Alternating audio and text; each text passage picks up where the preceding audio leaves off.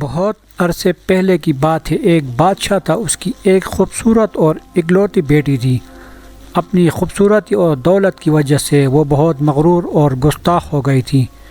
جب بھی کہیں سے اس کے لیے شادی کا پیغام آتا وہ اسے ٹھکرا دیتی اور اس کا خوب مذاق اڑاتی تھی۔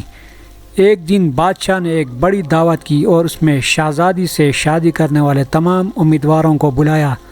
سب لوگ اپنے اپنے مرتبے کے لحاظ سے کرسیوں پر بیٹھ گئے۔ شہزادی اس دعوت میں اپنی کنیزوں کے ساتھ بڑے مغرورانہ انداز میں آئی۔ وہ جس امیدوار کے پاس سے گزرتی اس کو بڑی حقارت سے دیکھتی۔ جب وہ ایک شہزادے کے پاس پہنچی جو بہت موٹا تھا تو اس نے اپنی کنیزوں سے ہنستے ہوئے کہا، یہ تو گول ٹپ ہے۔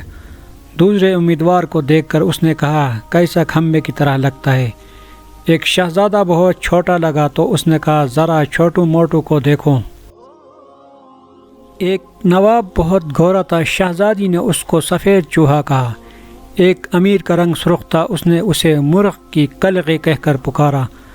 اسی طرح وہ ہر امیدوار کی بے عزتی کرتی رہی، لیکن وہ ایک بادشاہ کو دیکھ کر بہت ہنسی کیونکہ اس کی داڑھی تھی۔ اس نے مذاق اڑاتے ہوئے کہا، ذرا اسے دیکھو، اس نے چہرے پر کیسی جھاڑ پھوس اگا رکھی ہے۔ بادشاہ نے جب دیکھا کہ اس کی بیٹی نے مہمانوں کی بہت بے عزتی کی ہے تو اسے بہت غصہ آیا۔ اس نے بڑے دربار میں یہ اعلان کیا کہ شہزادی پسند کرے یا نہ کرے، مگر اب میں اس کی شادی کسی فقیر سے کروں گا۔ اس اعلان کے بعد تمام لوگ چلے گئے۔ کچھ ہی دیر بعد ایک آوارہ گرد گویّا آیا جو گلی کوچوں میں گھوم کر گانا گایا کرتا تھا۔ اس نے شاہی محل کے نیچے کھڑکی کے قریب کھڑے ہو کر گانا گانا شروع کر دیا۔ بادشاہ نے اس کی آواز سنی تو ایک خادم کا حکم دیا کہ اس فقیر کو اندر بلاؤ۔ خادم پھٹے پرانے کپڑوں والے فقیر کو لے آیا۔ اس فقیر گویے نے بادشاہ اور شہزادی کے سامنے بہت اچھا گانا گایا اور بادشاہ سے انعام مانگا۔ بادشاہ نے کہا، تم نے بہت اچھا گانا سنایا ہے، میں تمہیں بہت اچھا انعام دوں گا۔ میں اپنی بیٹی کی شادی تم سے کروں گا۔ جب شہزادی نے یہ سنا تو وہ بہت حواس ہو گئی، وہ بہت روئی پیٹی، مگر بادشاہ نے اس کی ایک نہ سنی۔ بادشاہ نے اسے ڈانٹتے ہوئے کہا، میں نے مہمانوں کے سامنے قسم کھائی تھی کہ تمہاری شادی کسی فقیر سے کروں گا، اب میں وہ قسم پوری کر رہا ہوں۔ یہ کہہ کر بادشاہ نے قاضی کو بلایا اور مغرور شہزادی کی شادی آوارہ گرد گویے کے ساتھ کرا دی اور پھر حکم دیا کہ تم اپنے شوہر کے ساتھ جانے کی تیاری کرو۔ شہزادی روتی پیٹتی فقیر کے ساتھ چل دی۔ راستے میں وہ ایک شکرگاہ سے گزرے۔ اتنی بڑی شکرگاہ کو دیکھ کر وہ حیران رہ گئی۔ اس نے فقیر سے پوچھا، یہ شکرگاہ کس کی ہے؟ میں نے سنا ہے کہ تم نے ایک داڑھی والے بادشاہ کا مذاق اڑایا تھا، یہ شکرگاہ اسی کی ہے۔ اگر تم اس سے شادی کر لیتے تو یہ تمہاری ملکیت ہو جاتی۔ فقیر نے جواب دیا، یہ میں نے کیا کیا؟ اس نے ٹھنڈی سانس لے کر کہا۔ اس کے بعد وہ بہت خوبصورت باغوں میں پہنچے۔ ان کو دیکھ کر شہزادی نے پھر پوچھا، یہ کس کے ہیں؟ یہ باغ بھی اسی داڑھی والے کے ہے، فقیر نے آہستہ سے کہا۔ شہزادی نے افسوس بھرے لہجے میں کہا، میں بھی کتنی بد نصیب ہوں۔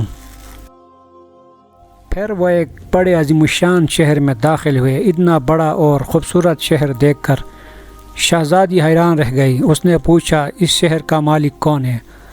فقیر نے اسے بتایا، یہ شہر داڑھی والے بادشاہ کے ملک کا پایا تخت ہے، اگر تم اس سے شادی کر لیتے تو یہ سب کچھ تمہارا ہوتا۔ اوہ، میں نے بہت غلطی کی، کاش میں اس سے شادی کر لیتی، اس نے پچھتائے ہوئے کہا۔ فقیر شوہر نے ناراض ہوتے ہوئے کہا، مجھے اس سے کوئی مطلب نہیں، مگر تم میرے ہوتے ہوئے دوسرے مرد کی بات کیوں کر رہی ہو؟ کیا مجھ میں کوئی کمی ہے؟ اس طرح کی باتیں کرتے ہوئے وہ ایک چھوٹی سی جھونپڑی کے قریب پہنچے۔ کیسی بدنما اور چھوٹی سی جھونپڑی ہے، یہ کس کی ہے؟ شہزادی نے پوچھا۔ یہ میرا گھر ہے اور یہی وہ جگہ ہے جہاں ہمیں زندگی گزارنی ہے۔ تمہارے نوکر کہاں ہے؟ ہمیں نوکروں سے کیا کام، تم ہر کام کر سکتی ہو۔ اب آگ جلاؤ اور میرے لیے کھانا پکاؤ، میں بہت تھک گیا ہوں۔ فقیر نے کہا۔ چونکہ شہزادی کو کھانا پکانا نہ آتا تھا اس لیے فقیر نے اس کی مدد کی، اور کچھ دیر بعد انہوں نے الٹا سیدھا کھانا پکا کر کھا لیا اور سو گئے۔ دوسری صبح فقیر نے اسے جگایا اور گھر صاف کرنے اور دوسرے کام کرنے کو کہا۔ شہزادی تمام دن کام کرتی رہی، اوپر سے جلی کٹی باتیں بھی سنتی، مگر صبر کے سوا کوئی چارہ نہ تھا۔ اسی طرح انہوں نے کچھ دن گزارے، پھر ایسا وقت آیا کہ ان کے پاس کھانے تک کے لیے کچھ نہ رہا۔ ایک دن فقیر نے کہا، میں نے جو کچھ کمایا تھا خرچ ہو گیا، اب تمہاری کمانے کی باری ہے۔ میں تمہیں بیت لا کر دیتا ہوں، اس سے تم ٹوکریاں بن لینا۔ یہ کہہ کر وہ جنگل گیا اور بیت کاٹ لے آیا۔ شہزادی نے ٹوکریاں بننی شروع کر دیں۔ اس نے پہلے کبھی کوئی ایسا محنت کا کام نہیں کیا تھا، اس لیے اس کی انگلیاں زخمی ہو گئے اور ان سے خون بہنے لگا۔ یہ دیکھ کر اس کے شوہر نے کہا، میرا خیال ہے یہ کام تم نہیں کر سکتے، میں تمہیں کچھ سود لا کر دیتا ہوں، اس سے کپڑا بن لینا۔ مگر وہ یہ بھی نہ کر سکی۔ فقیر نے کہا، تم تو میرے لیے بالکل بیکار ہو، تم کوئی کام نہیں کر سکتے، تم سے شادی کر کے مجھے بڑا نقصان ہوا ہے۔ بہرحال میں کوشش کرتا ہوں کہ تمہارے لیے مٹی کے برتن لا دوں، تم بازار جا کر ان کو بیچ دیا کرنا۔ مغرور شہزادی نے اکڑ کر کہا، مگر جب میں بازار میں کھڑی ہوں گی تو میرے ملک کے لوگ مجھے اس حال میں دیکھ کر خوب پھانسیں گے۔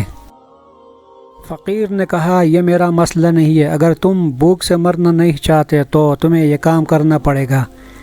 مٹی کے برتن بیچنے کا کام بہت اچھا چل رہا تھا۔ لوگ جب ایک خوبصورت لڑکی کو بازار میں برتن بیچتے دیکھتے تو اس پر ترس کھا کر کچھ نہ کچھ خرید لیتے۔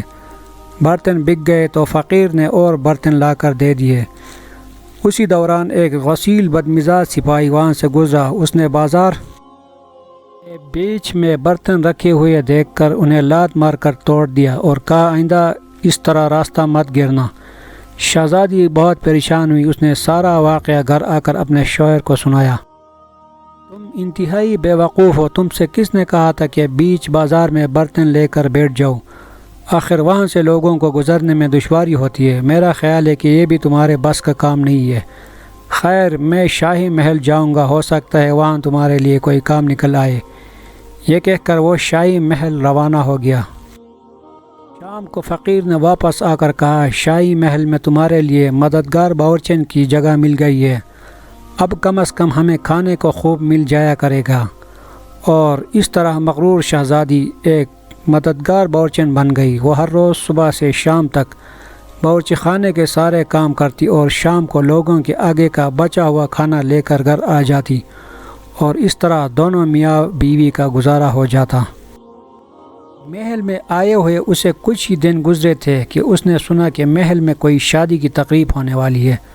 مقررہ دن جب مہمان آنے شروع ہوئے تو وہ باورچی خانے کی کھڑکی سے انہیں دیکھ رہی تھی۔ نقیب اور چوبدار زرق برق کپڑوں میں مہمانوں کا استقبال کر رہے تھے۔ ہر طرف بڑی شان و شوکت اور دھوم دھام نظر آ رہی تھی، لیکن شہزادی اپنی قسمت پر آنسو بہا رہی تھی اور اپنے غرور و تکبر اور بیوقوفی پر پچھتا رہی تھی۔ اسی دوران کچھ خادمائن آئے اور انہوں نے اس کو بہت سے مزیدار کھانے دیے جو اس نے ٹوکری میں رکھ لیے اور گھر کی طرف چل پڑی۔ ابھی وہ محل کے دروازے سے گزر رہی تھی کہ اچانک ایک بہت ہی زرق برق لباس والے ایک شاندار اور خوبصورت شخص نے اس کا راستہ روک لیا۔ شہزادی نے نگاہ اٹھا کر دیکھا، وہی داڑھی والا بادشاہ تھا جس کا اس نے خوب مذاق اڑایا تھا۔ وہ خوف اور شرم سے کانپنے لگی۔ بادشاہ اسے لے کر حال میں پہنچا۔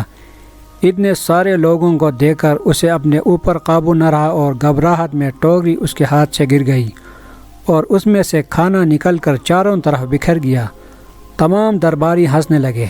شہزادی کا یہ حال تھا کہ کس طرح زمین پھٹ جاتی تو وہ اس میں سما جاتی۔ اس نے جھٹکے سے اپنا ہاتھ چھڑا لیا اور بھاگنا چاہتی تھی کہ بادشاہ نے لپک کر اسے دوبارہ پکڑ لیا اور بڑی نرمی سے بولا، ڈرو مت، کیا تم مجھے نہیں پہچانتے؟ میں وہی آوارہ گرد گویا ہوں جو تمہارے ساتھ جھومڑی میں رہتا ہے، میں وہی سپاہی ہوں جس نے تمہارے برتن توڑے تھے۔ یہ سب کچھ میں نے اس لیے کیا تھا کہ میں تمہیں پسند کرتا تھا اور تم سے شادی کرنا چاہتا تھا۔ اب تمہارے غرور کا علاج ہو چکا ہے اور تمہیں اچھا سبق مل گیا ہے۔ پچھلی باتوں کو بھول جاؤ، دیکھو آج ہماری شادی کی تقریب ہو رہی ہے۔ اسی وقت کنیزیں آئے اور اسے اپنے ساتھ لے گئے۔ شہزادی کو نہلا دہلا کر دلہن کا لباس پہنایا گیا۔